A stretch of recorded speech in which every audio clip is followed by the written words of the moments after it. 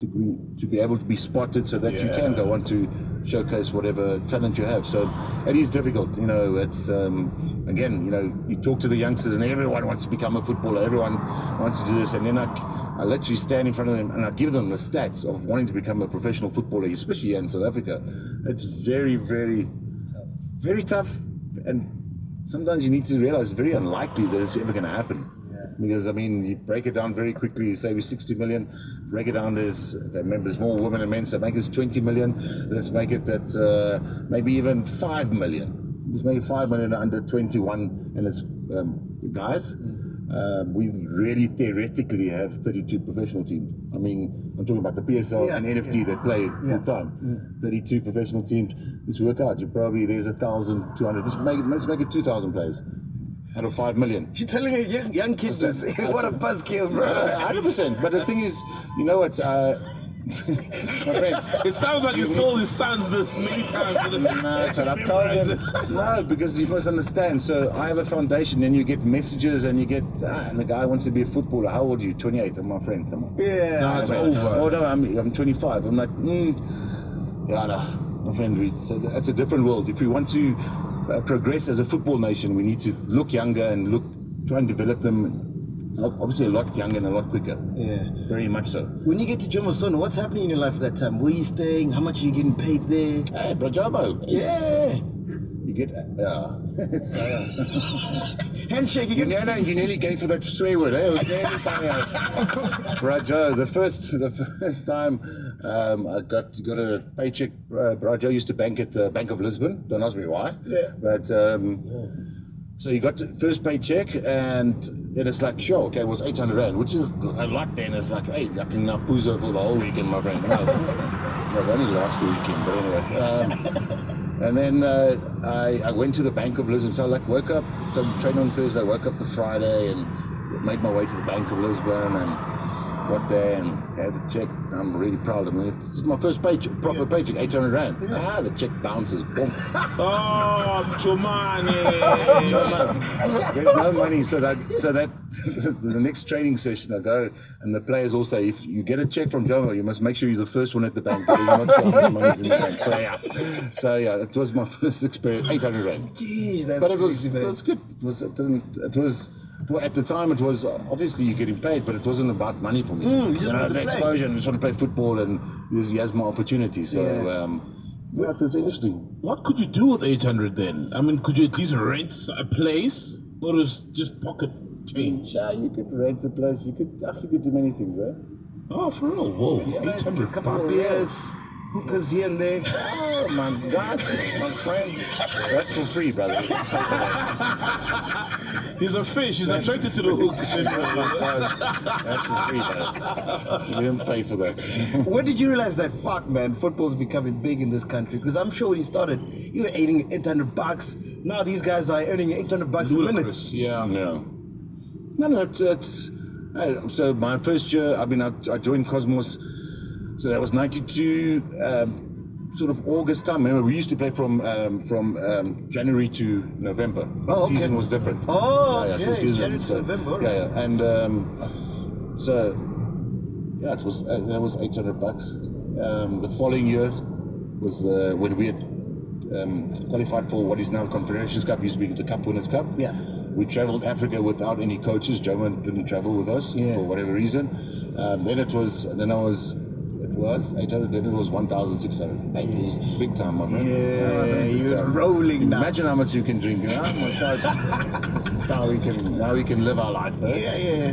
Yeah, and then obviously what happened there is that Cosmos, which says a lot about how the club was run and what was happening, because we as with no coach, I think Roy Matthews went to one game away, and I think Jomo went to one, but we got to the semi-finals. We got to semi-finals.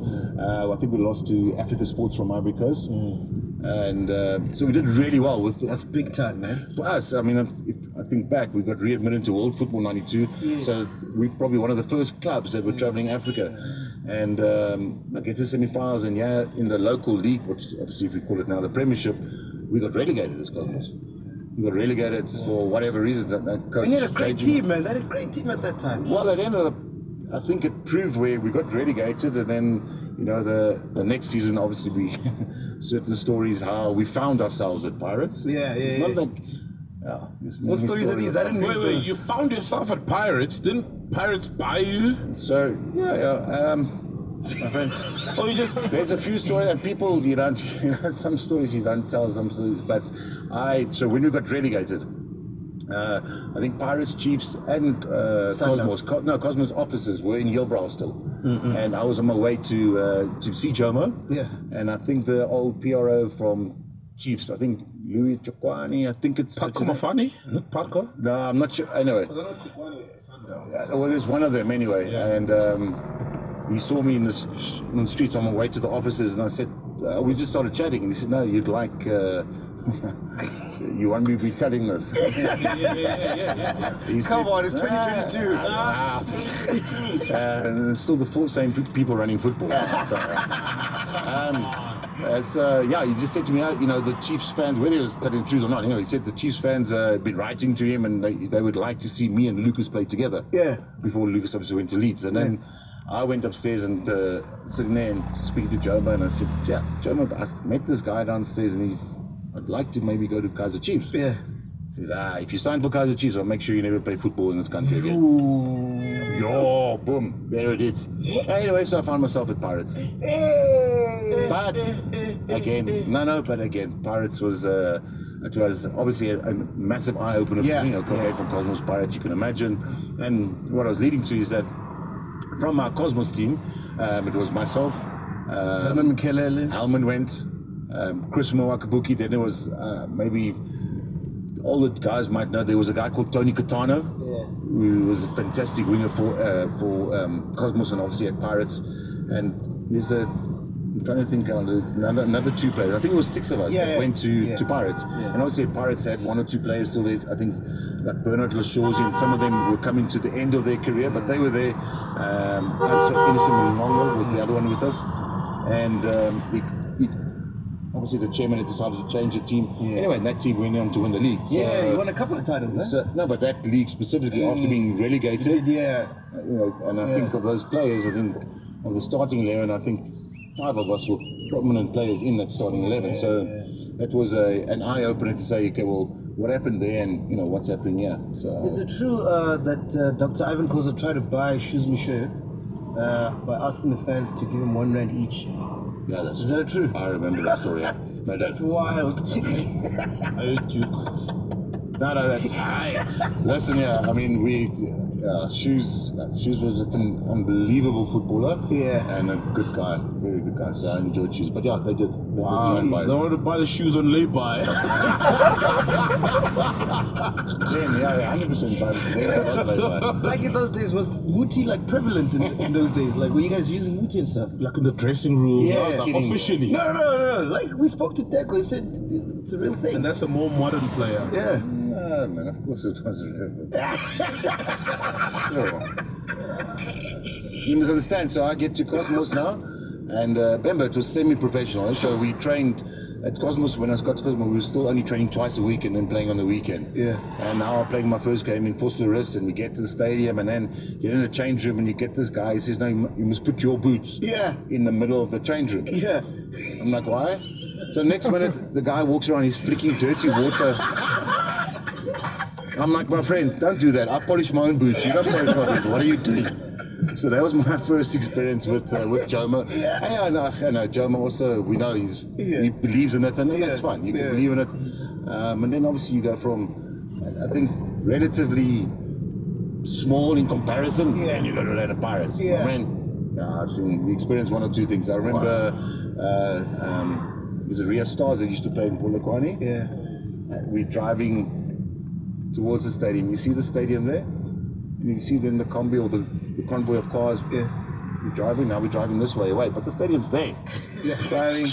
My friend, we stop at a supporter's house. Whoa. The guy opens the garage. You know the paper boards that you get? Mike McCabe is doing the team talk. We are changing in this guy's garage.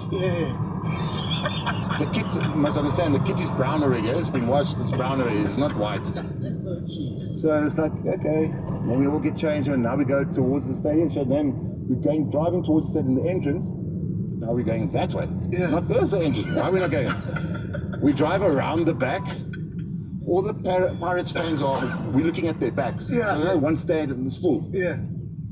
And the guy walks up, cuts a hole in the fence, opens it, Yeah. and we walk down the stairs between our Pirates fans. And they're cheering us, whatever. I don't know if you're saying hello. Anyway, we obviously their thinking was we mustn't go anywhere in the change room, yet the change room or whatever. Yeah. Okay, we won 1-0, so maybe it worked. Right? But I'm saying there was an experience. And then I think the again, you know, so I'm a God-fearing man, and we all have our beliefs, this and that. But you know, for us to win the '95 the African Champions League, it was, you know, that was bathing Wednesday, Thursday, Friday, Saturday. Then we get to the stadium. We have to go down towards the change room, but now we're holding single hand like us, the whole team, a bunch of men holding hands, going on. Really? Yeah. So we go down, and then we stay outside our change room. We don't go in. Yeah. But then CAF tells us we must go in. Yeah. So our guy goes in quickly, burns some stuff, whatever. Yeah. We go in, we go out. The game kicks off. I think within the first 20 seconds. Now I don't know if you remember, but we drew 2-2 at home. It was a two-legged final. 2-2 at home. No one gave us a chance. They 2 away goals. They're a strong team. They're very good. And especially in Ivory Coast. Yeah. Anyway, they kick off. I think the first 20 seconds, they get the ball down wide. The winger crosses. The oak headers. It's just over the crossbar. I looked at Gavin Lane. I said, "Listen, my friend, today's a long day. Today's a long day." And however it worked out, we defended the best we could as a team. We did everything we possibly could to just maybe create one opportunity. And the one opportunity that did come, that was still even eerie because I kicked the ball as far as I could. Some people say it was a through ball for Jerry. It was never a through ball. I kicked it as high as I could. The ball bounced literally on the halfway line. There's 2 central defenders ran into each other. Whoa. They fell over. Jerry got the ball. Still had a lot to do. Ran maybe a good 30 meters with the ball, and then the goalkeeper came out. He went around the goalkeeper and scored. But and even though I think we still had, I think that was like the 72nd minute. So you can imagine how much extra time they put on. Still had to defend. We still had to defend that 1-0, and we did. Somehow. No, it's fortunate. Yeah, this team would never. Round of applause, guys. These recent Bafana teams could never. That's some legendary stuff, though. Well, speaking about the class of '95, I got some questions I want to ask you about your teammates. Do you still remember who you played with, Okay. Some of them I want to remember, some of them. Tell us, who was the jokester in the dressing room? Manjet. He was my roommate as well. So when you asked me if I stayed in Soweto when I played Pirates, no, I didn't. I stayed in Pretoria, and there was 4 of us. It was me, Eddie. Eddie had the car. Yeah. Okay, but when I first signed, so I got my car in '94. But anyway, Eddie, Opa Mabuza, and Aubrey Lakwani. Aubrey, who used to be a warden at the prison. Yeah. That was the 4 of us. So we drive through from Pretoria, and then we were training at Megawatt Park then. We would train there. So, but Magents was the jokester. The jokester for sure. What jokes did you pull? Nah, I don't tell you. Well, it's funny though. No, he's very funny. You can watch it, but he also makes up rubbish. But he will entertain all of you. But I just shake my head and say, no. Most talented.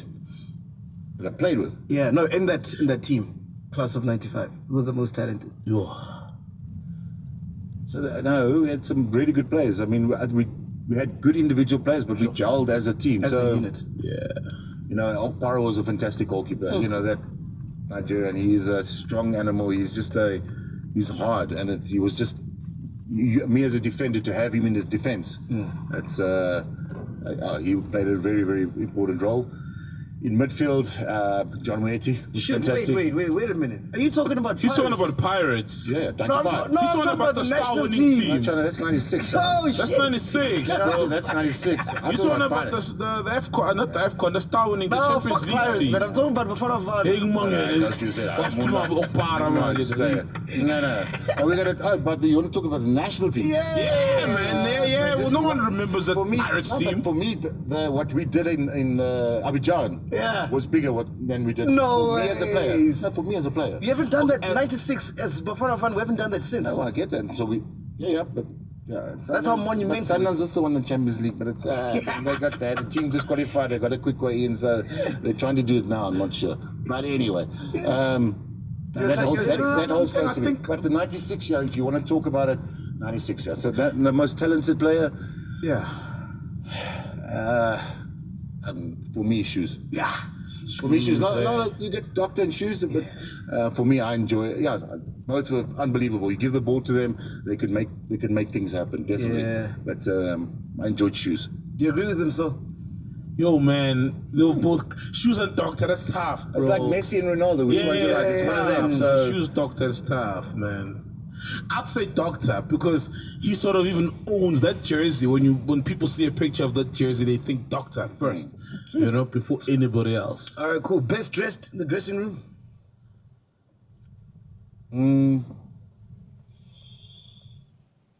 Yeah, me? Okay. No, I'm the youngster, man. I was trending, brother. I was trending. I always got my dollars there. You must remember, I was the youngest player in the squad. Yeah. So I was 21.